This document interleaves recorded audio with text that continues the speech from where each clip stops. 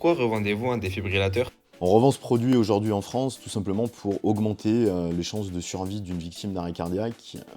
L'arrêt cardiaque en France, c'est la deuxième cause de mortalité qui est aujourd'hui soignée par la chance.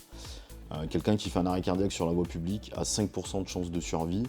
Aujourd'hui, en alertant, massant et défibrillant rapidement, on peut augmenter les chances de survie de 5 à 70%, ce qui peut permettre d'éviter beaucoup de morts aujourd'hui sur notre pays. Quels sont vos objectifs?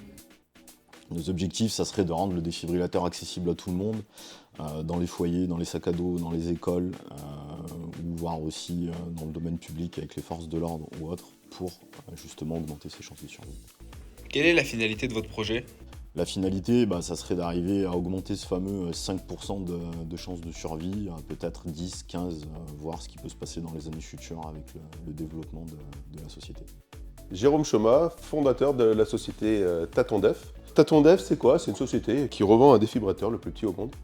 Ce défibrillateur, il va permettre de prendre en charge plus rapidement les personnes en arrêt cardiaque, car il est facile d'utilisation, il est transportable partout tout le temps. La société TatonDef, le nom, il est peut-être un peu original, mais c'est Taton défibrillateur, parce qu'on aimerait que toutes les personnes aient un défibrillateur sur soi. Donc on a son téléphone, on aimerait qu'on ait aussi son défibrillateur dans son sac à dos, dans sa voiture, quand on part en rando, quand on part en voyage. TatonDef, on est une petite société, on est sur Monistrol-sur-Loire, et on va développer ce défibrillateur qui est fabriqué en Australie, et nous, on va être distributeur en France, et essayer de le développer sur tout un maillage de la France. Donc, Alban Viala, cofondateur de la société TatonDef. On a décidé de créer cette société en janvier 2024. On est parti d'un constat aujourd'hui où trop peu de gens sont formés et sensibilisés à la pose des défibrillateurs. J'ai un passé de secouriste où j'ai fait pendant plus de 15 ans de la formation santé et sécurité au travail dans les sociétés, et aussi j'ai été pompier volontaire pendant 17 ans dans la Loire. Alors donc moi c'est Chloé Coussurier, je suis chargée de communication en alternance chez TatonDef depuis maintenant 4 mois. Et ma mission, c'est de créer les supports de communication de la société pour faire connaître TatonDef et le produit au plus grand nombre. Voilà, on va faire connaître autant le défibrillateur, mais aussi les valeurs de l'entreprise à travers différents canaux de communication. Donc les réseaux sociaux, créer des flyers, créer des vidéos, des photos pour pouvoir vraiment démocratiser un petit peu l'utilisation du défibrillateur. Comment l'utiliser?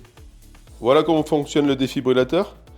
On va le casser pour le mettre en route. Appelez les secours, restez et il va calme. vous demander d'appeler les secours. Donc vous appelez les secours et après vous allez poser Pour les adulte, électrodes placez les électrodes sur la poitrine. sur la poitrine Pour nue du nourrisson, patient.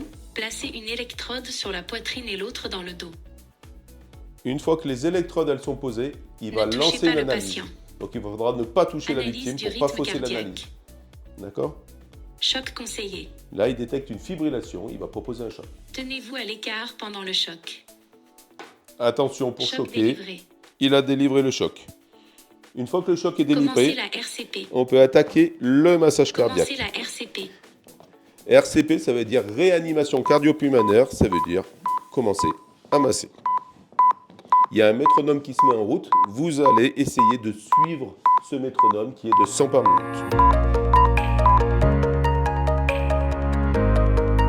Et ça pendant 2 minutes.